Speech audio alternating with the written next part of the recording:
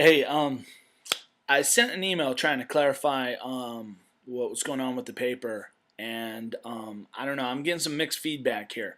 Um, at the same time, I got to be honest. I'm a little bit disappointed that the that's something that we talked about actually before I left, and talked about the interview and what was going to be happening, and yeah, that nobody's yet done their interviews really kind of bothers me. I mean, the paper's due on Monday, so um, I don't know. I think really some people have just got to get to work on this. Now, let me just clarify again, because I probably in the handout that I gave, I explained more about the interview than about the paper. And so I tried to clarify that with the email, but I just want to make sure everybody understands, because I'm getting a lot of different kinds of messages from you guys. The idea of the paper, okay, is that you're going to come up with a top list. Now, I didn't limit that. I said at least five. So you got to have the top five pieces of financial advice that you've learned about. Um, and then I didn't want to limit that to just five. So maybe some of you have a few that you really think are important. So, but no more than eight. Otherwise, it's going to get too watered down. But the idea is that you write down, you choose out of all these different things. I mean, the handout that we had, there's 30, 40, I don't know how many different pieces of advice there. Mr. Cozon's had some great experiences talking about his independent business, his venture there with the fly fishing shop. So, in talking about retirement funds, talking about matching funds, 401ks. So there's tons of stuff that we've given you, okay? Tons of stuff that Mr. Cozon's giving you, the handout that I've given you, and there's other advice out there. Okay, I don't want to say that this is a list that's the most important things. Maybe there's something else that someone says.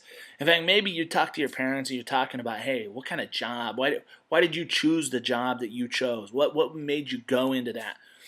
There's a lot of different reasons, and one of the things is you're talking about jobs. I mean, one other piece of advice would be, I often hear people go, I work so hard and it didn't give me a raise. 9 times out of 10, when people tell me, hey, I deserve a raise, but they didn't give me a raise, I say, did you ask for a raise? Hey, if you deserve a raise, feel free to ask for a raise. Go in. Now, I'm not talking about every day showing up and telling the boss, hey, I deserve a raise. Okay? But when you are more valuable to the company, and that was one of the things that was listed there, is that if you want to make more money, you want to be of service to others. You need to produce something, a good or service that's valuable. And so when you think about that, if you have increased your value to a company through an increase in your own productivity, then go ahead and ask for a raise. Studies also show too that there's some of the gender inequality we see, and income inequality with the genders, is that women tend to ask for raises less often than men. So girls, hey, I want you guys to earn as much or more than the guys in the class. Hey, so one of the things you got to think about is, hey, when I become more productive, when I do something that's valuable for the company, that's the time when I should talk about getting a raise, because I've done something productive. So there's another piece of advice. Now, I don't know what kind of advice. When I've done this activity, this paper with other groups, sometimes there's something that comes out of the blue, something I didn't even think about. Okay? Because there's all kinds of great financial advice. But the idea here is not that we teach you every piece of financial advice. The idea is that you guys start thinking about it and thinking about which of those pieces of advice are the most important. So, like Mr. Cozon talked to you guys about, you guys might want to, when you interview, say, hey, I want to focus on something, because there's so much stuff there.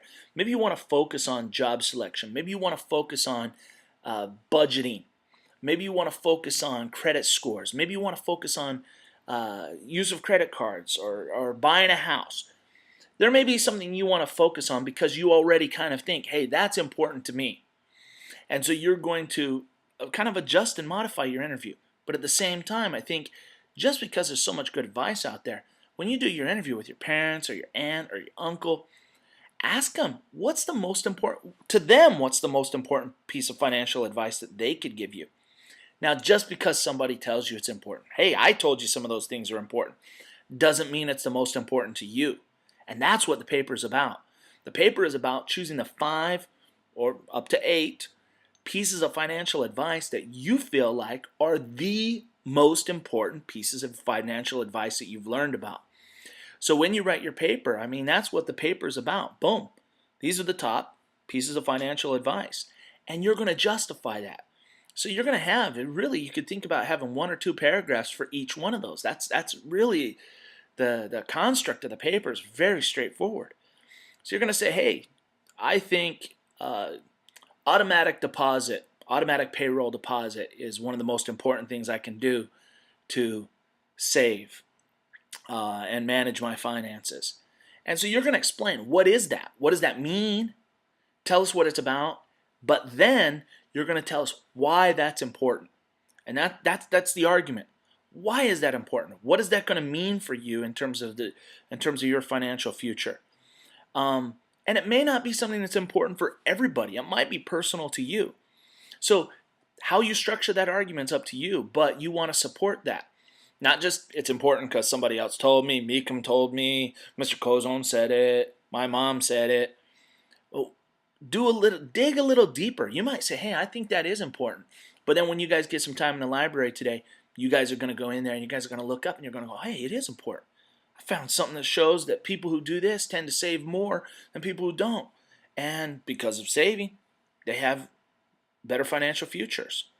So I want you to give some good thought to that, and I'm available here. If you guys got questions, I'll be back on Monday, but you can text me, email. Some of you, I didn't get back on, sorry, Maya, because you had some questions, but I'll get to that email here in a little bit. But hey, I'm here, so let me know what you need. But remember, you guys got to be personally accountable for this. It's Monday, so Monday is the deadline. Let's get it done.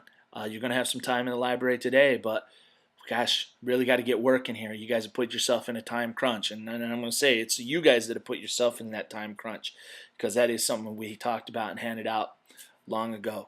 So we need to get on top of things, all right? So good luck with that. Let me know if I can be of any help, and I'll see you guys on Monday.